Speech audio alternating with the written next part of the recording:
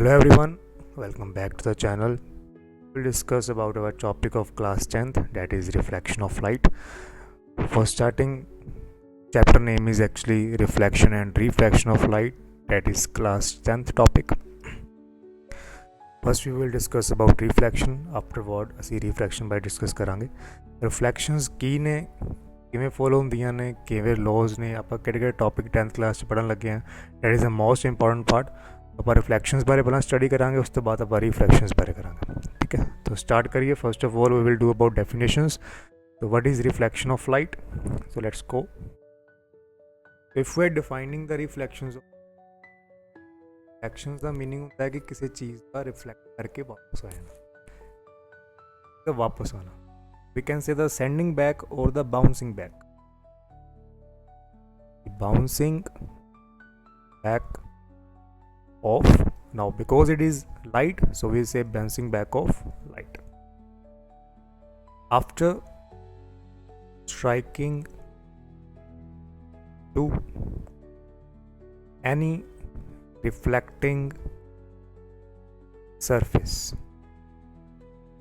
किसी रिफ्लैक्टिंग सरफेस जो स्ट्राइक करन तो बाद, दैट मीनस रिफ्लैक्टिंग सरफेसिस किहड़े हो सकदे ने? मोस्ट प्रोबेबली आपां यूज़ करते हैं मिरर। साडा रिफ्लैक्टिंग सरफेस मिरर है। अगर आप सिंपल लैंग्वेज लैन की कोशिश करिए तो जेडे भी सरफेसिस एक साइड तो पॉलिश्ड ने, they are polished from one side and reflecting from another, उसनों पर रिफ्लैक्टिंग सरफेस कहते हैं। Can be mirror, it can be your wood, असी वुड नूं अगर पॉलिश कर दी, it can be the tiles, can be glass. कोई भी चीज़ अगर एक साइड तो पॉलिश हो जाए तो एक सरफेस रिफ्लैक्टिंग बन जाता है, एक सरफेस डल बन जाता है। एंड अगर कोई लाइट रिफ्लैक्टिंग सरफेस को स्ट्राइक करके वापस आ रही है, that is known as reflection of light. And reflection of light form होंगे ने एक ऑब्जेक्ट दियाँ इमेजिज क्रिएट की।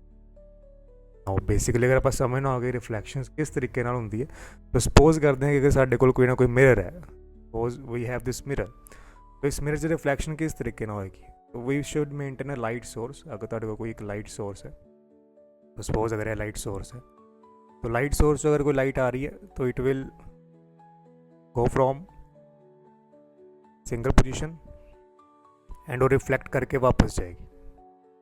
ओके, एक मिरर जो लाइट जाएगी किसी भी एंगल तो जा रही है, वो रिफ्लैक्ट करके मिरर तो वापस चली जाएगी। मीन्स एक रिफ्लैक्टिंग सरफेस जो लाइट पास करके वापस चली जाती है। And this concept is known as reflection of light. And नहीं एक सिंगल लाइट सोर्स, अगर आप सन दी रेज की गल करांगे, suppose we have sun rays, तो सन दी rays most of the times कुछ इस तरीके नाल होंदियां ने, तो सन दी रेज भी इस सरफेस तो रिफ्लैक्ट करके वापस चले जाएंगे। This criteria is non reflection of.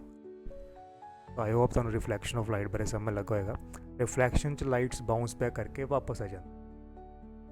Okay, तो दैन अगर कोई चीज़ बाउंस बैक करके वापस आ रही है, तो there should be some proper naming of the rays, कि रेज केड़ियां ने जेह्ड़ी जा रही सी, केड़ियां रेज जेह्ड़ी वापस आ गई ने। तो we will discuss about that. Suppose if this is a polish surface and upper part is reflecting, the ray coming or striking to the surface is known as incident रे। जो रे स्ट्राइक कर रही है किसी भी लाइट सोर्स तो आके, उस रे का नाम इंसीडेंट रे। एंड जो रे स्ट्राइक करके वापस चलेगी, this ray is known as reflected ray. We have two rays, one is original incident ray coming from the light source, is reflected ray that is getting back after the reflections.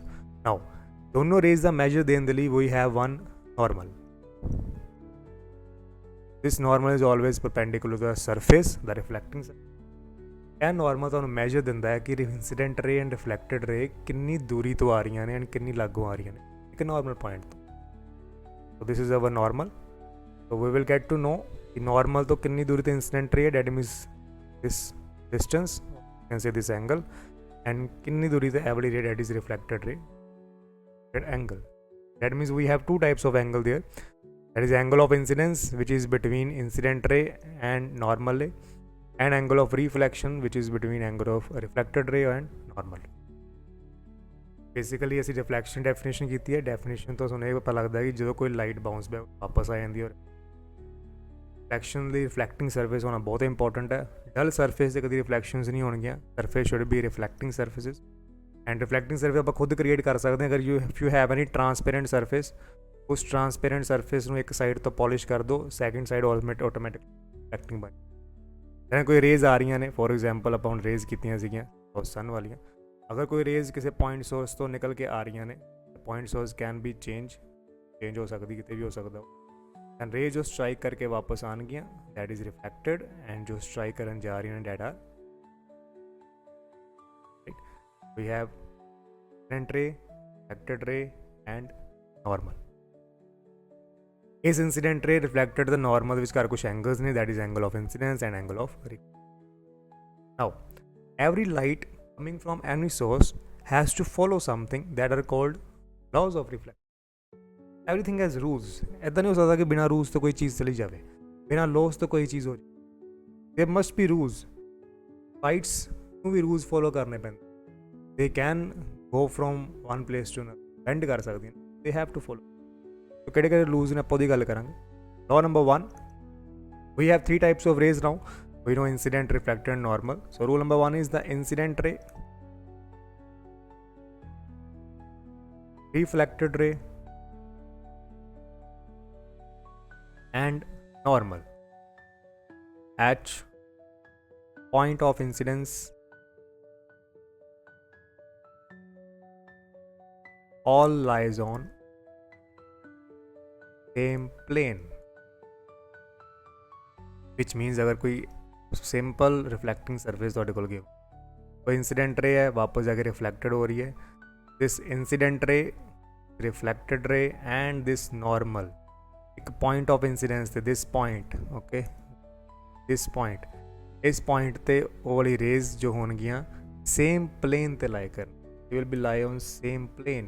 What is meaning of same plane means एक ही plane च रहणगियां, डायरैक्शनस जरूर change कर सकदी ने पर plane change नहीं कर सकदी। फॉर एग्जाम्पल आप मैथमेटिक्स से प्लेन पढ़े ने एक्स वाई प्लेन, अगर कोई लाइट एक्स वाई प्लेन च हैपन हो रही है तो एक्स वाई प्लेन च ही रहे, माइनस एक्सिस वाल नहीं आ सकती।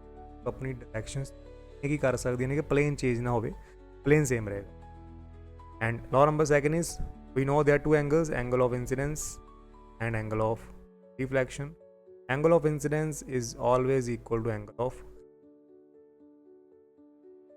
इक्वल, दैट मीन्स जिस एंगल ना लाइट आ रही है सेम एंगल लाइट वापस चली। एंड ये सेम चीज़ आप ऑब्जर्व भी करते पे सीगे जो आप इस सन वाई डायग्राम च, क्योंकि अगर देखोगे अगर लाइट सोर्स में थोड़ा जैसी क्लियर कर दिए तो वी नो अगर कोई एक सिंगल लाइट सोर्स तो को लगा एंगल्स देखो, we make any normal in between them. अगर असी कोई भी नॉर्मल ड्रॉ करिए तो जो ए वाला एंगल क्रिएट होएगा एंड जो ए वाला एंगल क्रिएट होएगा, this angles will be same. This angle of incidence and angle of reflection they both will be equal, both will be same, change नहीं हो सकते। and यही लॉ ने, and जो the point of incidence at this point it should always be in the same plane। ये आप अपने 2 laws कीते ने, first one is incident ray, reflected ray, normal lies on same plane, and second is angle of incidence is equal to angle of reflection। now कोई simple example है कि images form किस तरीके ना होंदियां, so let's take a simple example of that। Simple example suppose करो कि एक मिरर है, मिरर के सामने कोई पेंसिल है ना, for example let's take a mirror and mirror ते जाके सॉरी कोई भी पेंसिल का ऑब्जेक्ट प्लेस किया गया आप नाउ इस ऑब्जेक्ट की प्लेसमेंट अगर आप चेंज करने की कोशिश करिए, it can be any place object की प्लेस, मिरर के लागे भी रख सकते हो, मिरर तो रख सकते any place up on the optical axis, down the optical axis, कितने भी रख सकते। तो वी नो ये इमेज क्रिएट होएगी। ओके इमेज किस साइड से क्रिएट होएगी, ऑलवेज द मिरर। ये मिरर दे विच इमेज क्रिएट होंदी है, सो एक वर्चुअल इमेज क्रिएट करेगा। ये virtual images are those images which can not be obtain on screen, means एक इल्यूजन होंदा है कि हाँ इमेज है, अदरवाइज ਇਹੋ जी इमेज एक्चुअल च नहीं हैगी, बस ਤੁਹਾਨੂੰ ਲੱਗਦਾ ਹੈ। फॉर एग्जाम्पल अगर ਤੁਸੀਂ ਇਹ खड़े हो तो ਤੁਹਾਨੂੰ ਲੱਗਦਾ कि ਤੁਹਾਡੀ इमेज जो मिरर च है वो असली है, पर नहीं, एक्चुअल जो ਤੁਹਾਡੀ ਇੱਕ ਪਰਛਾਈ ਹੈ, ਤੁਸੀਂ ਨਹੀਂ ਹੋਵੋਗੇ ਤਾਂ इमेज भी नहीं होएगी। Means it only depends on object. Object जिन्ना लग जाएगा इमेज उन्नी लागे चली जाएगी, ऑब्जेक्ट जिन्ना जाएगा इमेज उन्नी। जिन्ना असीं मिरर दे लागे होवांगे साड़ियां रेज उन्नी वधिया इंटेंसिटी नाल जाणगियां, उन्ना वधिया फोकस नाल क्लीयर इमेज बनेगी। जिन्ने असीं ऑब्जैक्ट तो दूर होवांगे साडियां रे दूर जाणगीਆਂ ਓਨੀ ਬਲਰ ਇਮੇਜ ਬਣ। तो इमेजेस किस तरीके ਨਾਲ ਕ੍ਰੀਏਟ ਹੁੰਦੀਆਂ ਨੇ, ਬਿਕੋਜ਼ ਆਪਾਂ ਗੱਲ ਕੀਤੀ ਰੇਜ਼ ਦੀ, ਰੇਜ਼ ਨਿਕਲਦੀਆਂ ਨੇ, तो इस ऑब्जेक्ट तो भी रेज निकलती होंगी, रेज आके मीट कर रहे हैं एक ऑब्जर्वर। सपोज अगर इस पॉइंट ते ऑब्जर्वर ਨੂੰ लगता है कि जिस पॉइंट ते रेज मीट कर दी जिस पॉइंट इमेज भी उस पॉइंट ते ਸਾਡੇ ऑब्जर्वर की निगाह ਦੇ ਨਾਲ ਸਾਨੂੰ लगता कि ऑब्जेक्ट भी सेम पोजीशन ਤੇ ਪਿਆ है, बिकॉज उस लाइट ਦੀਆਂ रेज मीट करके उस पोजीशन ਤੇ मीट करते पई। दैट मीनस रिफ्लैक्शन के कॉन्सैप्ट इमेजेस बनाने का तरीका की है, इमेजेस का मीट करना, उन्हें जो लाइट रेज निकलती पे ने इंसीडेंट एंड रिफ्लैक्टेड रेज आपस में, ओके। एंड अगर बहुत सारिया रेज इमिट करता है कोई ऑब्जेक्ट, दैन बड़ी सारी रेज इकट्ठियां इमिट करके अगेन तो इमेज शो करेगी। इस तरीके नाल कि इमेज शो नहीं होएगी, to always get to show the image of the object. तो मिरर्स का यही काम है। अगर किसी भी मिरर च कोई ऑब्जेक्ट प्लेसमेंट हुई है, आप सिंपल मिरर की गल करते पे, if there is any plane mirror,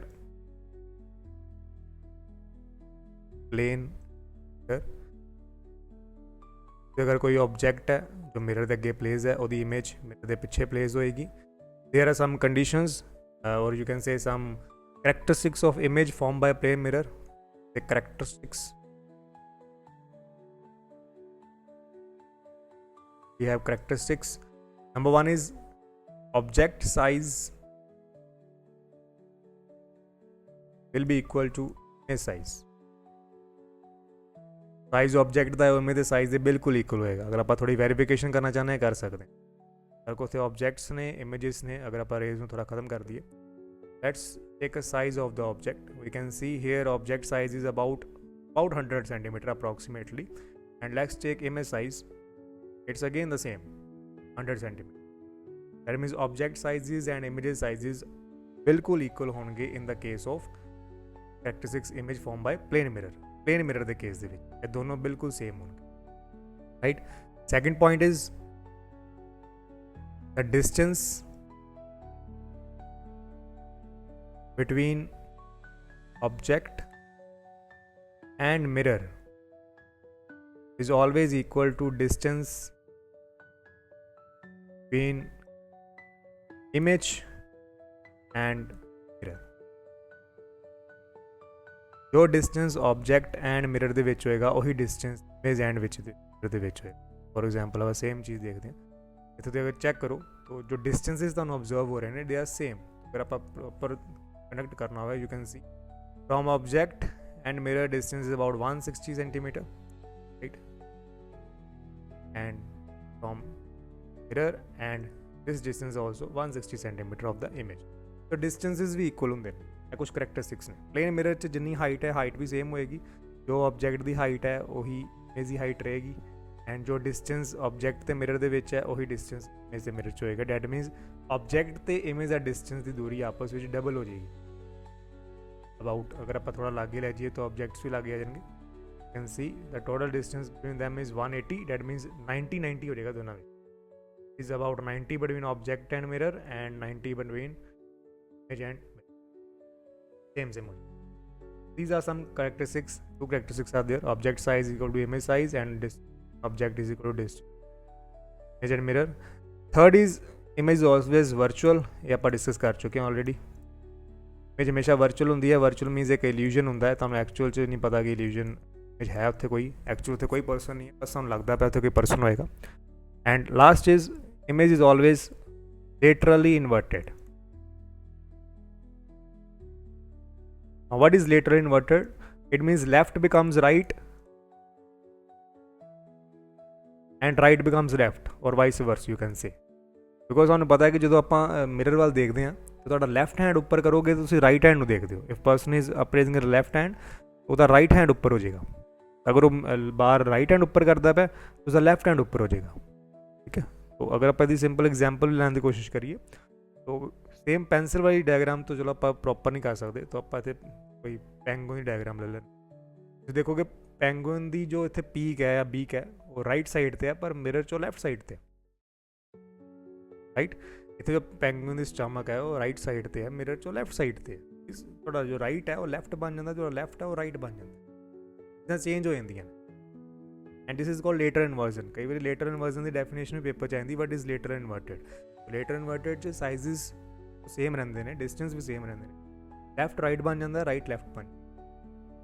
okay, तो ये सीखे कुछ बेसिक्स आप चैप्टर के किए हैं। First reflection of light, then reflection definition, दो लॉज ने, लॉज आर इंपॉर्टेंट, आप इदा याद करांगे।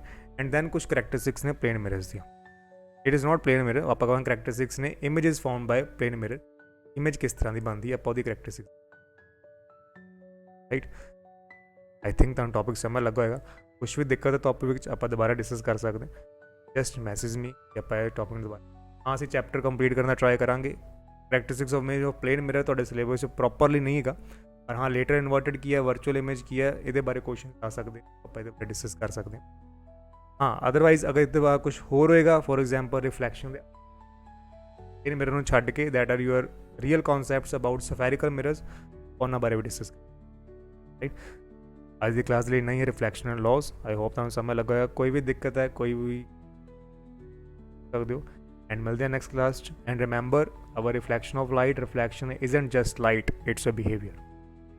रिफ्लैक्शन सिर्फ एक लाइट नहीं है, रिफ्लैक्शन एक बिहेवियर है। ऑलरेडी सारे ही इसको फॉलो करते हैं, तुसी भी कर दो। कोई भी चीज़ जो जा रही है इतना ही वापस आती है, but you give you take. Okay, so give good and take good. अच्छा दो एंड अच्छा वापस मिलेगा। If you do good in studies you will get good results. अगर नहीं करोगे तो तुम्हें अच्छा वापस ही मिलेगा। It is reflection, it is not only for light, it is for the life. समझते हैं नेक्स्ट कॉन्सैप्ट में for spherical mirrors. For the time by students, take care. इस टॉपिक में रिवाइज करो, कोई दिक्कत होगी पूछना होगा मैसेज कर सकते हो, पर्सनली भी एंड DM भी कर सकते हो। Okay, bye students.